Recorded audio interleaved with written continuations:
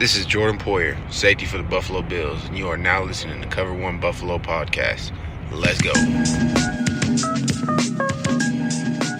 Good evening. Welcome to the Cover One Buffalo Podcast. You are joining your regular host, Greg Thompson, as we get together today for Combine Day 2 recap. Today we had our offensive linemen and running backs. If you're joining us today, again, come on, check out what we have going on over at cover1.net. Just awesome work from everybody. Draft breakdowns, everything happening. Tons of updates. It's a great time in the Cover One premium Slack channel, being able to talk through everything going on and everything that we have, running around, watching the combine together and talking back and forth. Eric sharing all kinds of videos and breakdowns as we're doing it, talking through players about, hey, who should we pay attention to? Where do these things matter and why? It's a ton of fun. So come on over, check it out. Tonight, we had the offensive line and running backs. We'll start with the big guys first.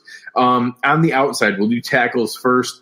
The top-end guys all look great. Obviously, today was Tristan Wirf's day from an offensive line standpoint. Just an unbelievable performance. Set the all-time record at 36.5-inch vertical and a 10-foot 1-inch broad jump. Ran a 4.86 40 with a 1.69 10-yard split. Those explosion drills in that first 10 yards matter for offensive linemen. So you'll hear me talk about the 40 time, but that 10-yard split does matter. The top end guy. So obviously Wirfs was phenomenal. I think anyone who was wondering if he was going to need to play guard, that kind of foot quickness and explosion, I think shows he's going to be just fine at tackle, either the right side or the left side. He's got plenty of flexibility, played both. Certainly a top end prospect. Mekhi Becton was phenomenal. 6'7", 364 pounds, and ran a 5.10 with a 1.77 10-yard split. That's pretty impressive. Really crazy long arms. Just a really impressive athlete for as big as he is. 364 is hard to carry well. But really look good. And, they obviously talked about some of the comparisons. Daniel Jeremiah compared him to Trent Brown, and he really does match up really, really well. Both of the other top 4 tackles, Jedrick Wills and Andrew Thomas from Georgia, were solid, not spectacular. I thought Wills moved really well in the drills, so the testing was fine, but in the drills he looked really good. So all 4 of them are there. I could see any of the 4 of them going first, but after the impressive performance Wirfs had today, he certainly won this portion of that effort. There was a lot of talk about an offensive tackle top 5, and Josh Jones was supposed to be the athlete of the group and really didn't test all that well. So still has nice movement on film and is, I think, still in the running as a first-round guy, but maybe a little disappointing for a guy who was supposed to, one of his calling cards was being a higher-end athlete. He looked okay and moved all right. I didn't think he looked special. On the other hand, a guy who was competing with him for maybe that 5th offensive tackle spot was Austin Jackson. Ron's bringing it up in the chat here. I thought he moved really well, looked smooth in the drills. A 1.73 10-yard split is really good, shows good explosion. Out of some of the later round guys that, flashed to me that I made notes on, Alex Taylor out of South Carolina State, tallest guy, longest arms in the draft, ran pretty well. Ezra Cleveland out of Boise State, I thought looked pretty good. 30 bench reps with those long arms is a lot of power, and he ran a 4.9 340. So looked pretty good, and they joked about how he took reps at tight end at Boise State and even had a couple jet sweep handoffs in that formation. So just an impressive athlete. Matt Pert out of UConn was a guy who you couldn't help but notice at the Senior Bowl, and he just looks like a phenomenal athlete. Looks like Tyron Smith from Dallas, and that kind of athletic build with literally no belly whatsoever is chiseled like a V at offensive tackle. So looked really good, long, fast, moved well. He's the kind of guy that if Buffalo were to snag a guy late day 2, early day 3 to be a developmental guy, say behind Ty and Secchi, I could see some of those names, Alex Taylor, Ezra Cleveland, Matt Pert. Those are the kind of names I could see in that ballpark, being able to develop, not playing maybe year 1, but let's say they did move over into move Cody Ford into guard, I could see Pert, Cleveland, or Taylor being some late round developmental guys. Again, another name that's coming up in the chat here. Trey Adams and Kelvin Throckmorton both didn't look great to me, didn't move well, ran really poorly. And it's kind of crazy. 2 years ago, Trey Adams was going into that season as a prohibitive top 5 pick overall, had some weird injury issues, and now just has really fallen pretty dramatically. So interesting to see his path. Looking at some of the interior guys, real shame. A lot of people love Lloyd Cushenberry, pulled a hamstring on his first 40. Shame that he wasn't able to do a lot of other things. I think he would have moved really well in the drill. So it's just a shame to see that. John Runyon Jr. looked like an athlete. Obviously, everybody knows his dad, John Runyon, longtime Philadelphia Eagle, dominant player. Explosive jumps, moved well. Probably more guard than tackle, but looked really good. Mike is bringing it up in the chat here. Cesar Ruiz looked great. Just a stellar athlete, above average across the board, solid scores everywhere. John Simpson, really big and long for a guard, and 34 reps with really long arms, just a powerful dude. And then I got to bring up my man, Netani Muti from Fresno State, 44 bench reps, and the man ate a 10x10 In-N-Out burger with 10 beef patties and 10 slices of cheese. You got to respect a man who's willing to put in that kind of work.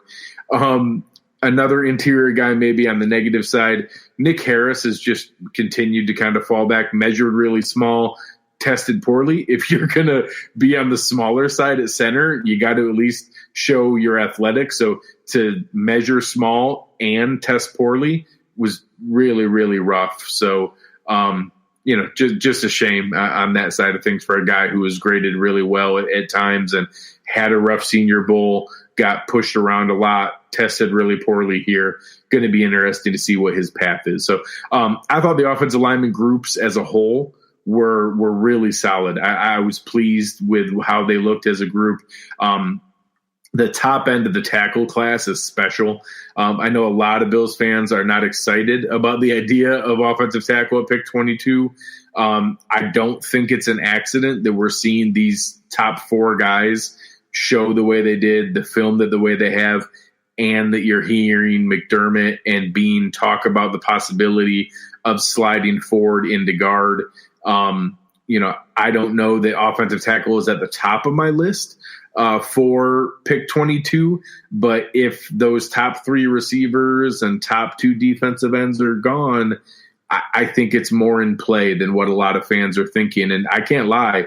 If you're telling me that we have a chance that Cody Ford's over at left guard with Deion Dawkins, and on the right side it's John Feliciano and Tristan Wirfs, or John Feliciano and Mekhi Becton, I'm not going to be mad. So, it's something that I don't think is plan A or even plan B or plan C, but I do think that there's a scenario where the board falls in a way that one of these guys could be the pick at 22. So a lot of things can change between now and then. Ron's bringing it up here in the chat that, obviously free agency can change that altogether. I tweeted out earlier my excitement about Brian Bulaga being kind of talked about as not coming back to Green Bay. I think he's the perfect kind of plug-and-play veteran that you could plug in day one as an upgrade and still at 31 years old get a solid 3 or 4 years out of. At right tackle, I think he can be that kind of guy. And then Ty and Sek, he can just be a really nice high-end swing tackle luxury. Things could change pretty dramatically there. So obviously we'll see between now and then if we don't make a move dramatically at free agency. I think everybody can read into that pretty strongly that offensive tackle is in play in those top 2 round picks. So curious to see, and we'll find out a lot more about that here early in March. All right, let's move on to the fun and exciting position here. Running back is a position that, anybody who listens to the show or hears me rant in the premium Slack channel, I'm not a huge fan of high investments in running back. But I 100% agree that running back is a major need for this team this year. I don't think there's a great free agent class. There's some names that have been talked about getting released. Obviously, that can change if Todd Gurley and David Johnson and Devontae Freeman get released and you add that into some other names. I don't think we're going to be spending at the Melvin Gordon end of the pool. I think Derrick Henry is going to get transition tagged back to Tennessee. So I don't know that we see us spending big money, but I do think we bring in more than one running back this year. I think we bring in a value running back from a free agency standpoint, and then several guys showed out tonight. So the presumptive top four, I think that you hear people talk about going in were, DeAndre Swift from Georgia, J.K. Dobbins from Ohio State, Jonathan Taylor from Wisconsin, and Cam Akers from Florida State. I think there are various orders of that. I think more people had Jonathan Taylor and DeAndre Swift as their one or two, but I've seen any of them as potential top four guys. Jonathan Taylor was phenomenal tonight. 4.3, 940 at 226 pounds. Really explosive. I think kind of solidified his top spot there. Was pretty solid at everything. Had a couple solid jumps. His pass catching was fine. I don't think that's ever going to be his strength, but he looked okay, and I thought looked positive. Maybe not as good as Akers or Swift, but good. J.K. Dobbins didn't run. I would love to have seen that. I think he's going to be a really high-end athlete from that standpoint. Cam Akers was just crazy smooth, ran a 4.47 40, solid in everything, wasn't below average in anything, looked phenomenal in the option route drill, destroyed the Deuce Staley drill, looked easily the smoothest in that one going through there.